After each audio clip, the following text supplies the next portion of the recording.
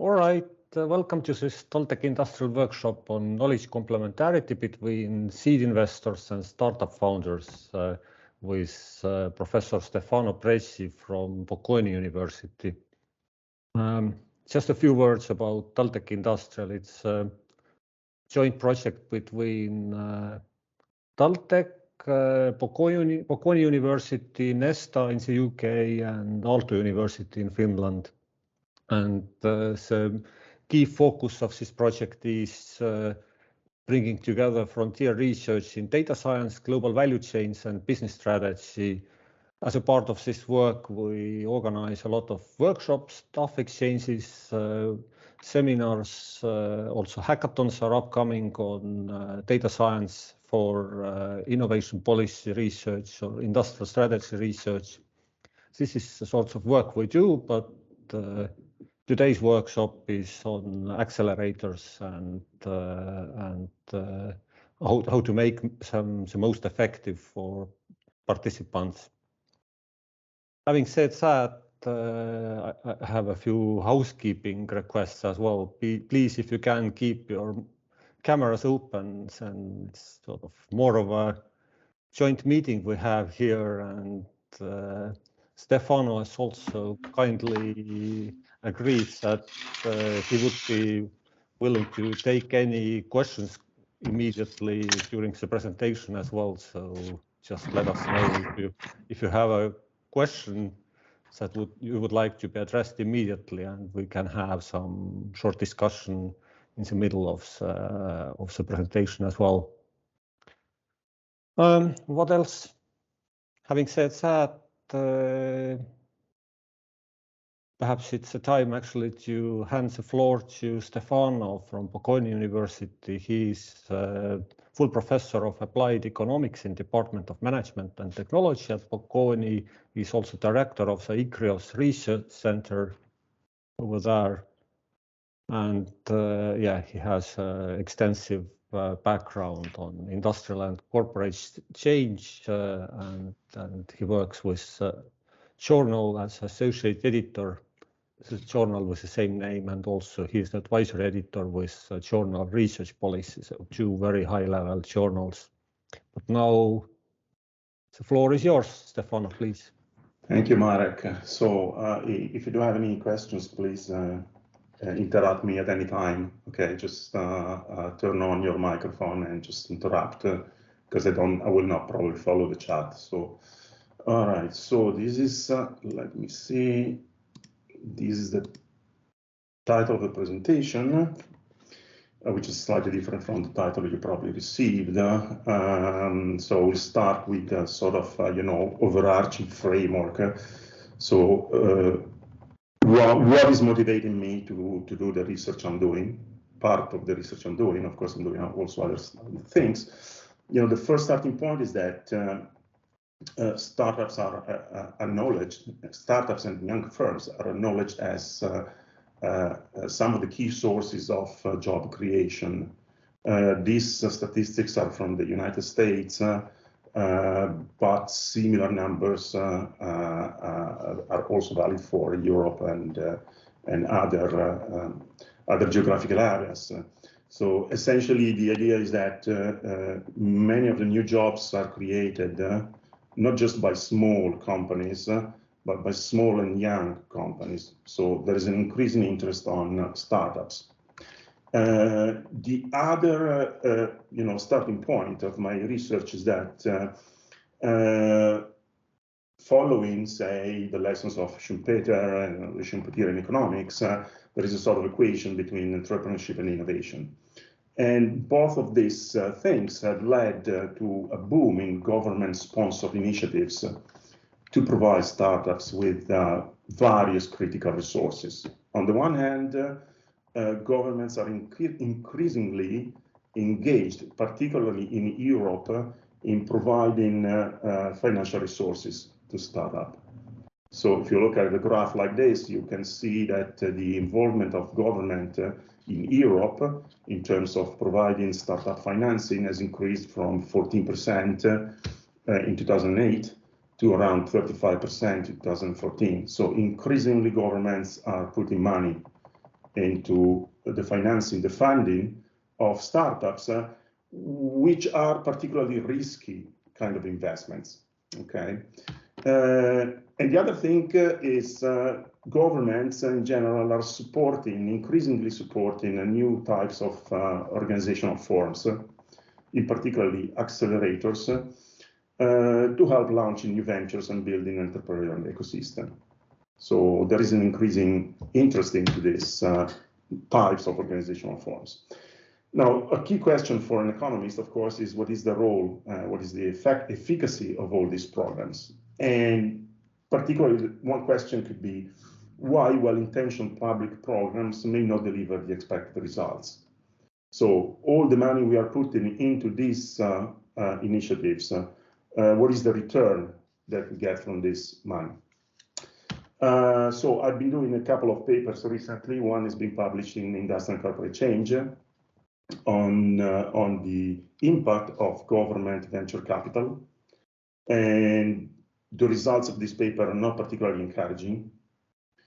And we provide various explanations for why this, the return from public investment into startups is not particularly effective. But what I want to focus today is this other paper, which is still around. It's not been published yet, and it's still a kind of work in progress. So any comment will be appreciated. And it is on accelerators.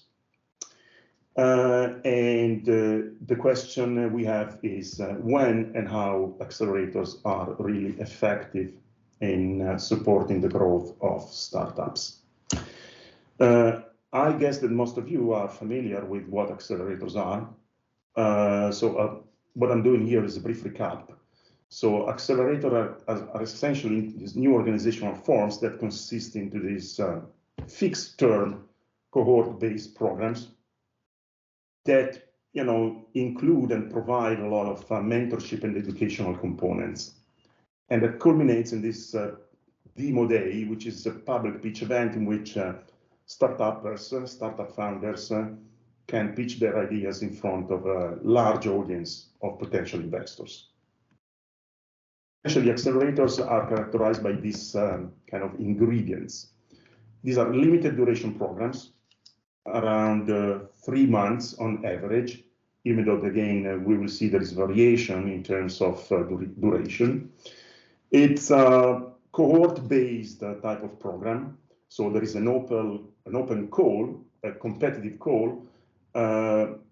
Generally, these accelerators receive thousands of applications, and just a fraction of them, around 1 to 3%, are accepted and enrolled into the program. A key component of accelerators is a sort of a quid pro quo, in the sense that the accelerators provide some money, some seed funding, a relatively small amount, say between 20,000 to more or less 100,000 US dollars, or more or less equivalent in euros. So a relatively small amount of money in exchange for an equity stake. So for a share of the capital of the company, around 5 to 8%. Plus what? Plus working space and more particularly mentorship and education. So that's a very important component of the accelerator program. And I will say something more in detail later on. And finally, as I said before, accelerators are characterized by this demo or graduation day. So it culminates in this final day in which the startup founders pitch their business to a large audience of potential investors. This model is having a huge success. The first accelerator, the first known accelerator, has been founded in 2005. It is probably also the better known accelerator. It's called Y Combinator. It's been founded in 2005 in California. And some of the companies that graduated from Y Combinator include Airbnb, Dropbox, Reddit, and names that you see here. But following this experience, the number of accelerators have really grown at an exponential rate, as you can see from the graph on the left. Okay, and as you can see also in the United States, now you can find accelerators not just in Silicon Valley, but essentially everywhere. The numbers for Europe are a bit less known. I've been searching for statistics on the phenomenon in Europe. It's a bit more difficult to find robust statistics, but we can say that this phenomenon, this organizational form is also taking hold in Europe as well. So just to mention, Bocconi has established a couple of years ago an accelerator at my university. So, and I guess that I'm not sure whether TalTech have an accelerator or not, but it's again, as I said, an increasingly successful, apparently successful organizational form. In order to understand what accelerators are, it is also kind of useful to compare accelerators with other organizational forms whose purpose is to help early stage technological startups, in particular incubators and angel investors. Let me say that sometimes the boundaries between these organizational firms are pretty blurred, so it's not easy to define what is what. But in general, the main difference between accelerators and incubators are the ones that you can see listed here. First of all, the duration. An accelerator lasts around 3 months or better, sorry. The time in which the startup remains within the accelerator is about 3 months, whereas there is essentially no limit in terms of time, in terms of duration, during which a startup remains within an incubator. So very short duration versus relatively long duration, which, you know, to some extent a positive aspect of the accelerators. Limiting the duration of staying within the accelerator force companies to some extent to either grow or die, okay? To make a choice whether to go to the market and grow or to somehow shut down and some extent exit from the market. So it limits the type, you know, the codependence between the company and the helping organization. Similarly, whereas the business model of accelerator is a sort of investment business model, so essentially the accelerators want a return from the investment, the business model of the incubators is a renting business model. So essentially the incubators rent a working space to startups, and startups can remain there indefinitely as long as they pay the renting space. Similarly, whereas there is a very strong education component in accelerators, the education component in incubators is very limited.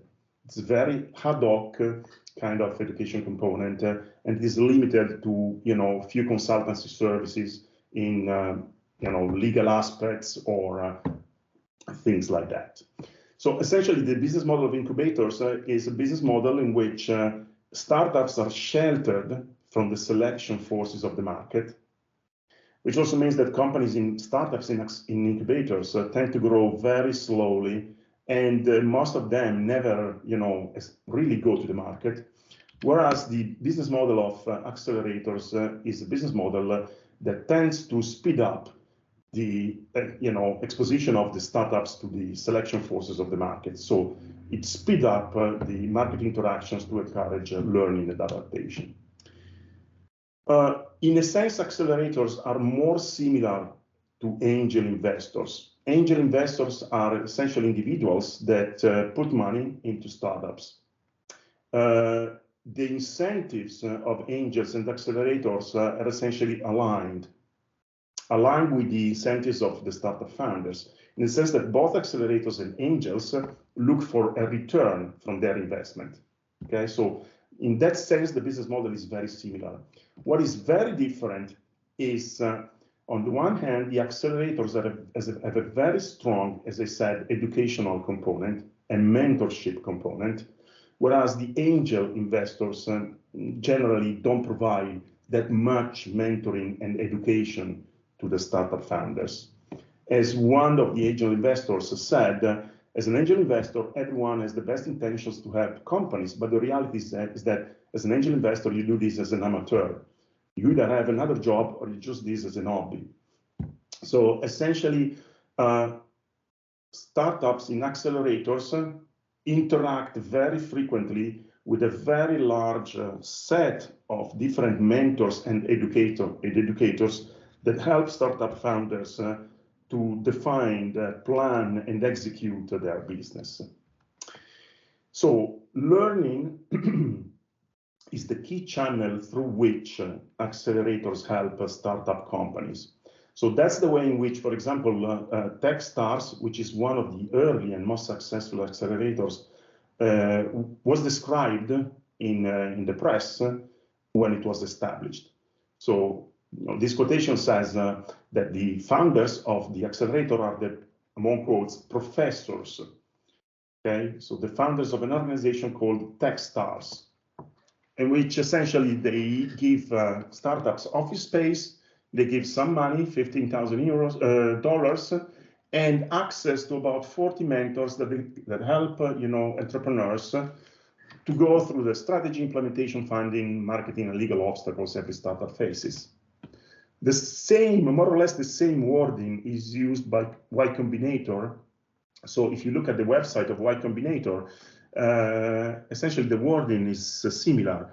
We have some smart people who are willing to talk over your plans with you and suggest pitfalls and new ideas.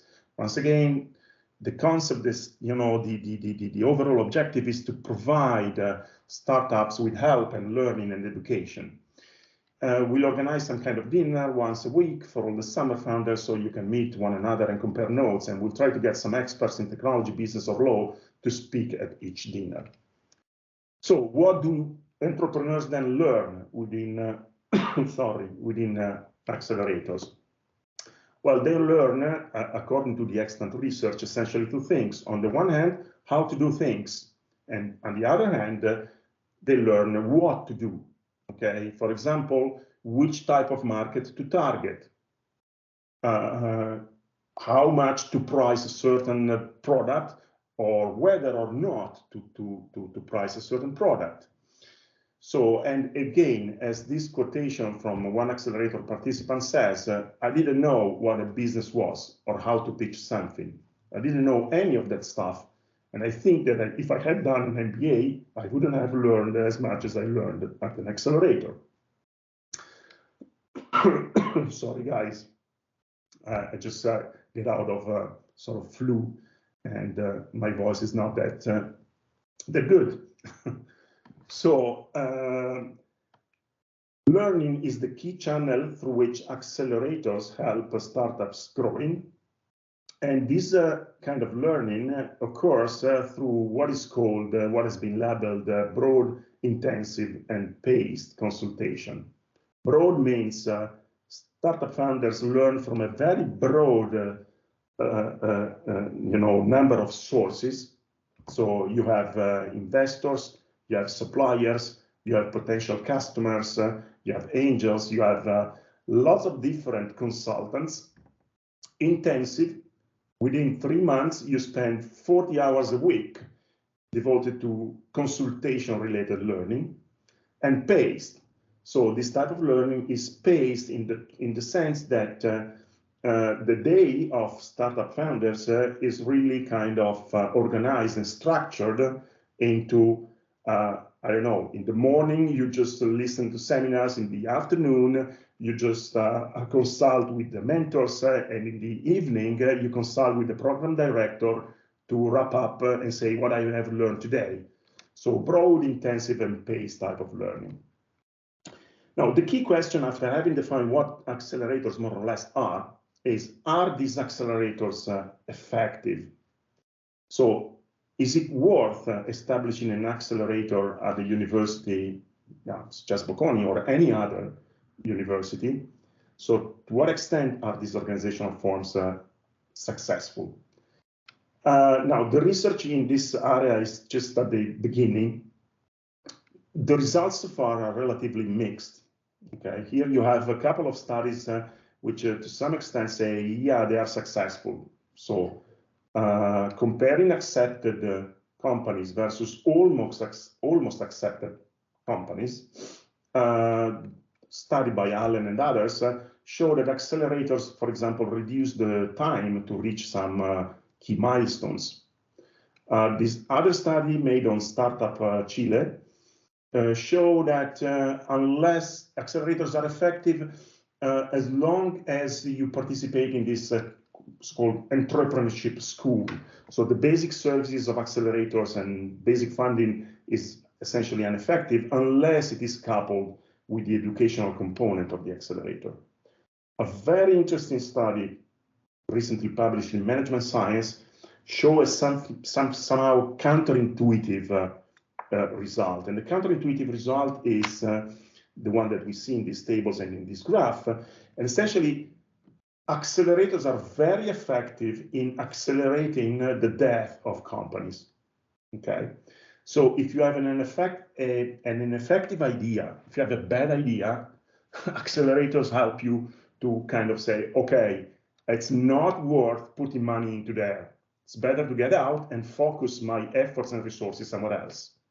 Okay, so to some extent, as you can see here, conditional on having success, okay, accelerators are more effective in the sense that less money is put into the development of these companies.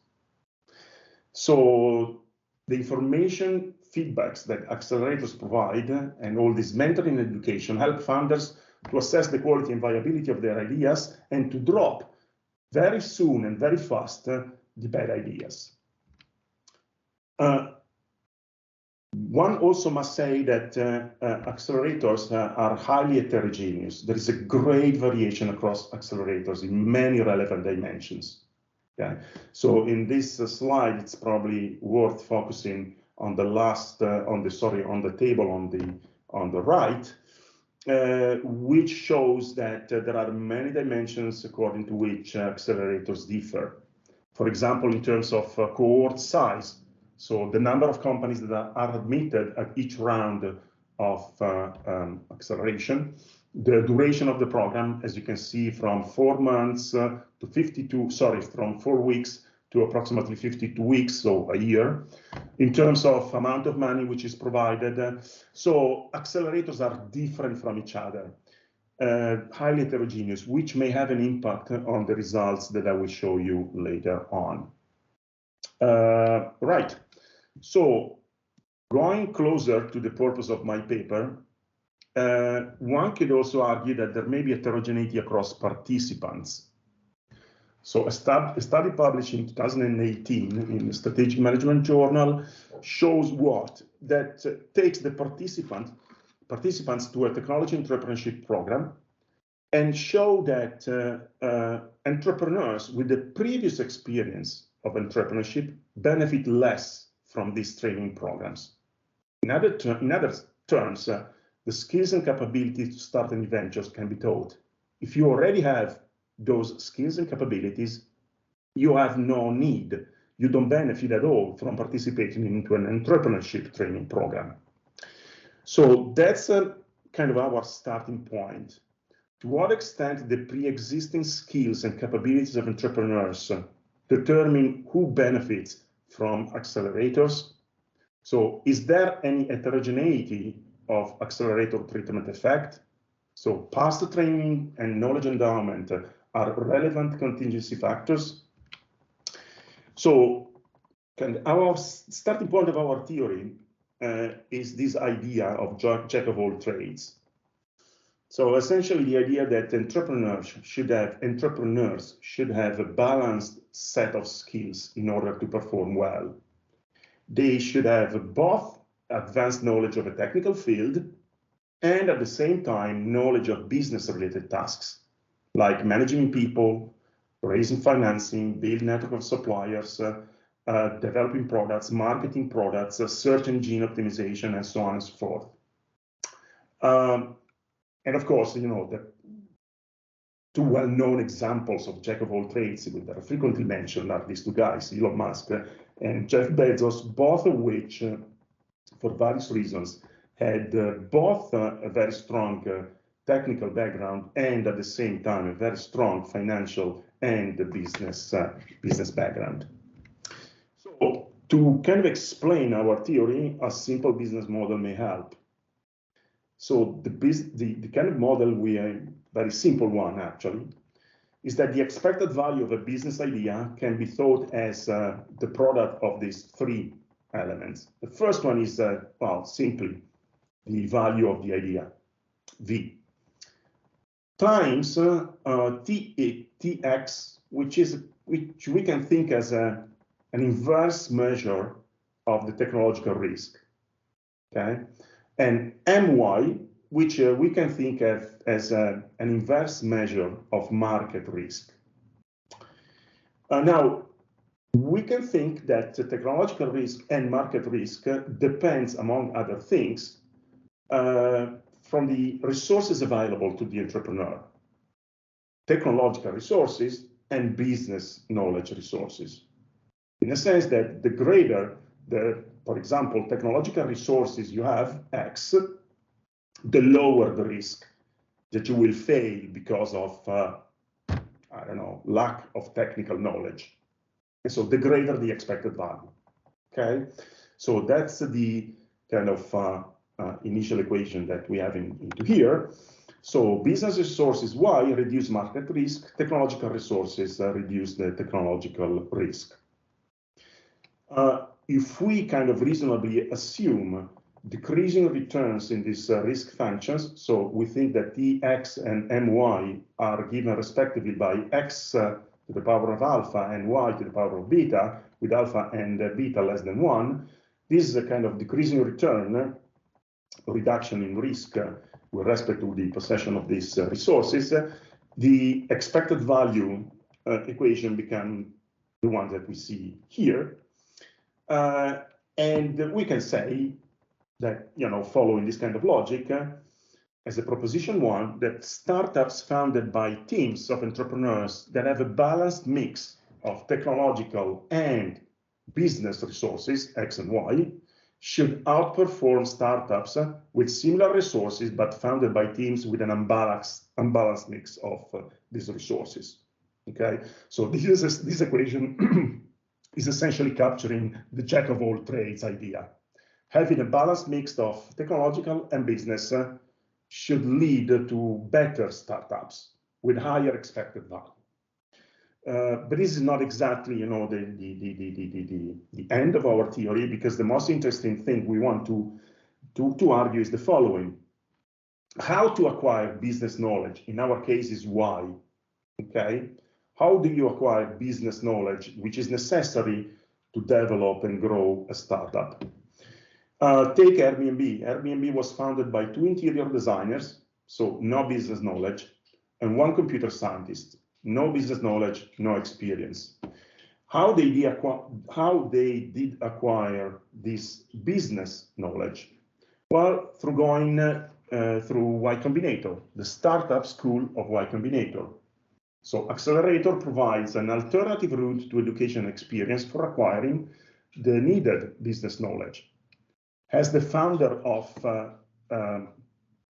Y Combinator put it, the hard part about figuring out what customers want is figuring out what you need to figure it out. Okay, sounds a little bit paradoxical, but it is not. That's something that you can learn quickly. A hacker who has learned how to make, and not just how to make, what to make, sorry, and not just how to make, is extraordinarily powerful. So essentially, 2 interior designers and 1 computer scientist lacking business knowledge don't need to go through a bachelor in business. They can learn what they need for running their company through going an accelerator. So using this, using this kind of insight, our idea is the following: assume that bringing an idea to a market entails a sunk cost F greater than 0. Okay, so if you want to develop your company and bring it to the market, you need to invest a certain amount F. And now you have the choice. Who gives you the money to cover F? Well, you have the choice between going to an accelerator, and the accelerator will cover a fraction A of this money, or you can go to an angel investor, and the angel investor will cover a fraction B of F. B is typically greater than A, An angel investor will provide much more money than an accelerator. If you remember, an accelerator gives you a really little amount of money, 20,000, 50,000 K. Oh, sorry, 50K, okay? Not that much. An angel investor will provide much more money, but the accelerator will provide you business resources, will provide you education and mentorship, okay? That we label here with this letter Z greater than 0. So essentially, if you are a startup, you have to trade off money for education. If I go to an accelerator, I will get less money, but I get business resources. If I go to an angel investor, I'll get more money, but less education, okay?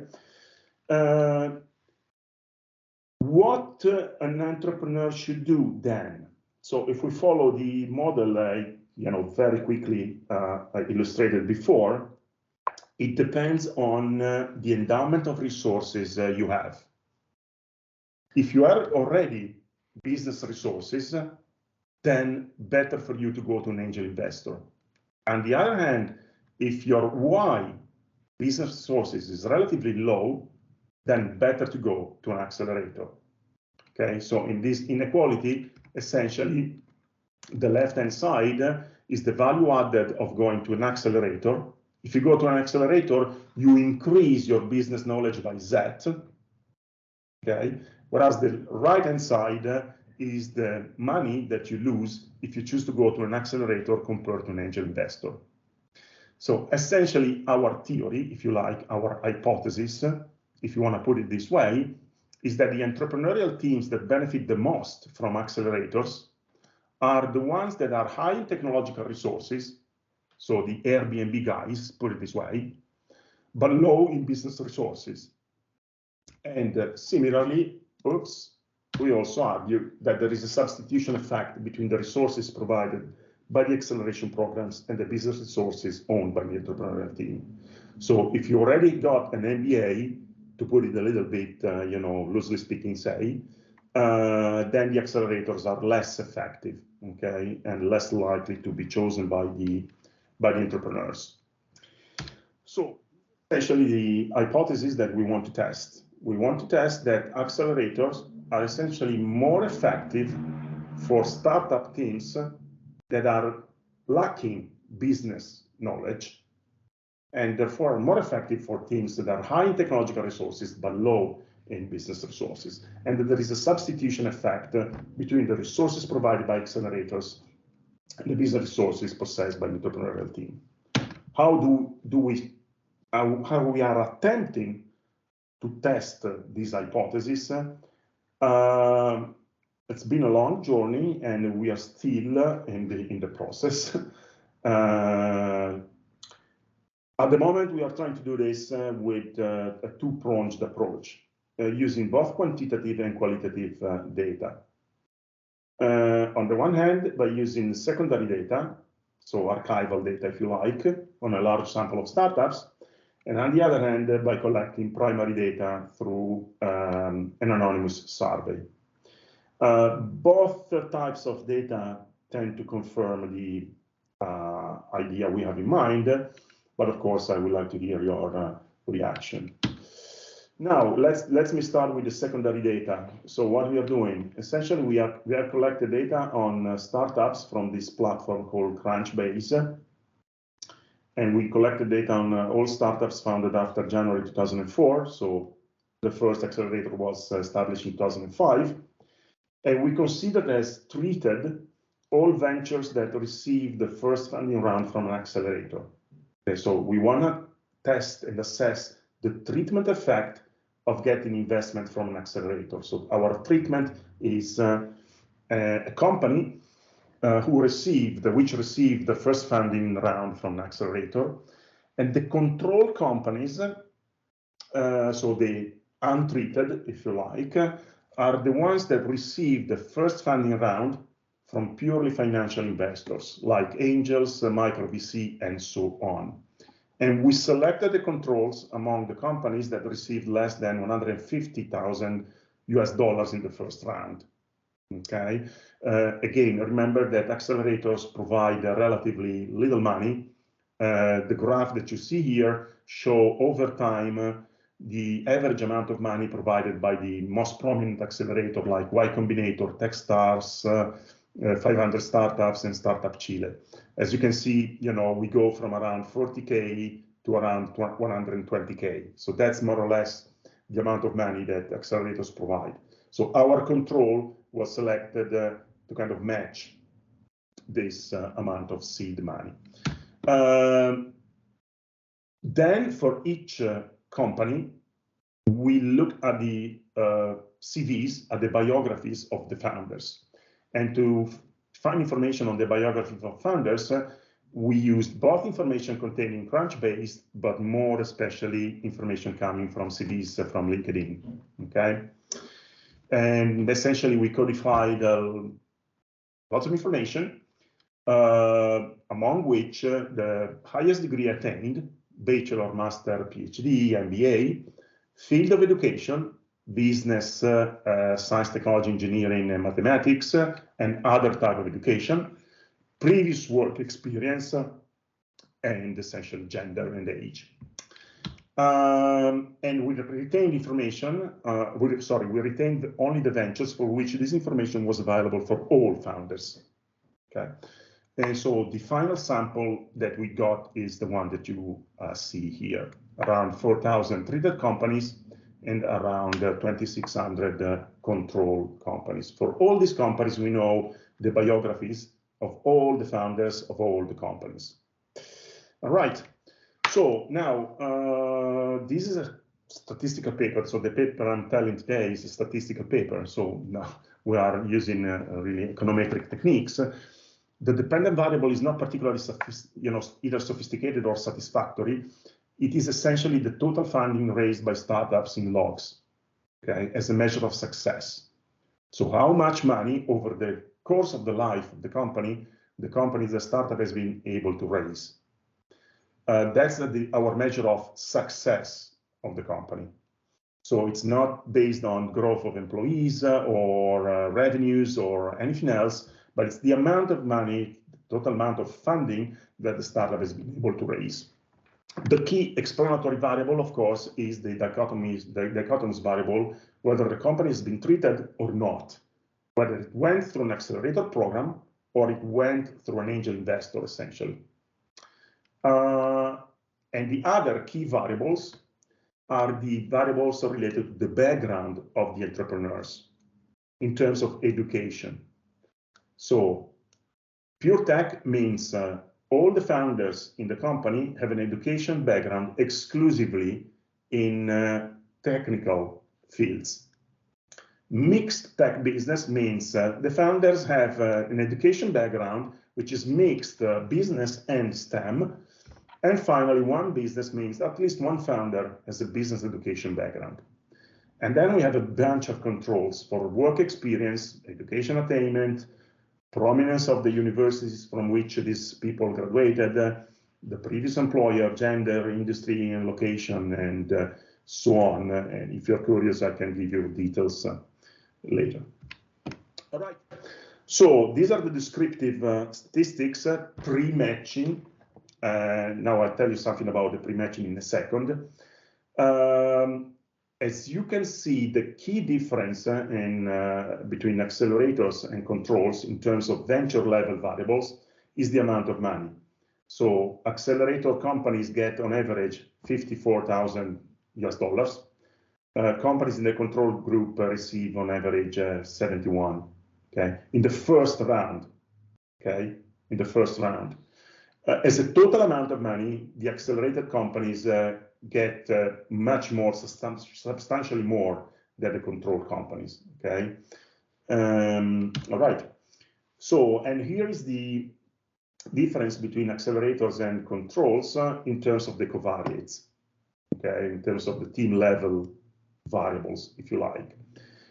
From which we can see that there are some of these covariates that are kind of unbalanced, okay, different between treated and controls. So, for example, found in team size, among the accelerator companies, we have 2.1 founders versus 1.9 for the control groups. Similarly, slightly more females among the founders in the accelerator group compared to control group, work experience, people among, in the accelerator group, relatively less experienced than people in the control group. So essentially, we have some differences across the two type of groups that suggest what? That suggest adopting for our econometric exercise a specific type of approach based on a matching approach. What is the problem? The problem is that essentially the accelerator companies and the control companies might be essentially heterogeneous, might be different for various unobservable reasons. So that the results that we get are due to these unobservable characteristics rather than to the treatment, to the accelerator effect. Okay, so we may have unobservable differences between these two companies, and or we may have problems of omitted variables that might explain our results. Since we don't have any, natural experiment to implement in this case, we resorted to a matching approach. So essentially, we paired each treated venture with the most similar control venture based on pre-accelerator characteristics by implementing this coarse and exact matching approach. And we used as matching variables the foundation year, the location of the company. So we matched an Italian company with another Italian company. We matched the company in California with another company in California, and so on and so forth. We matched by sector, plus all variables measuring founding team, human capital, and educational background. So we matched the STEM company with another STEM company, and so on. In the end, we ended up with this sample of 956 matched companies, 500 approximately treated, and 451 control companies. All right, so these are the descriptive stats after matching. As you can see from the last column, essentially now the two samples are pretty balanced in terms of covariates. Okay, so the accelerator group and the control group, in terms of these key variables, are kind of balanced, kind of similar to each other. So we can use the control group, hopefully, as indicating what would have happened to the treated companies if they didn't go through an acceleration program. Results. The results show that, well, if your team comprise a mixed tech business set of founders, you perform better. You raise 58% more money than if you don't have a mixed tech business type of team. Okay? So possessing a balanced set of skills seem to lead to a better performance. Kind of consistently with the idea that there is substitution between the resources provided by an accelerator and the endowment of resources of entrepreneurs, there is instead a negative coefficient on interaction between accelerator and mixed tech business.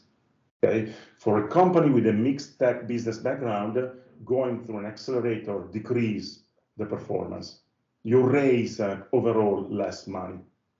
The opposite goes for pure tech businesses. So if you have a team with pure tech entrepreneurs, so people that know only about technology, you are raising 43% less than another team. But going through an accelerator somehow compensates this because it provides you the business resources that you are needing and you are lacking. Okay, so that's essentially the main message. It also works for one business variable. To kind of corroborate this, I don't know how far I am in terms of timing. So how much time I have left, Marek, if you can tell me. Yeah, we have 45 minutes already of presentation, so maybe. Yeah, okay. I can somehow summarize now. I'm almost done. So in order to kind of corroborate this message, what we also did was to collect data through a survey.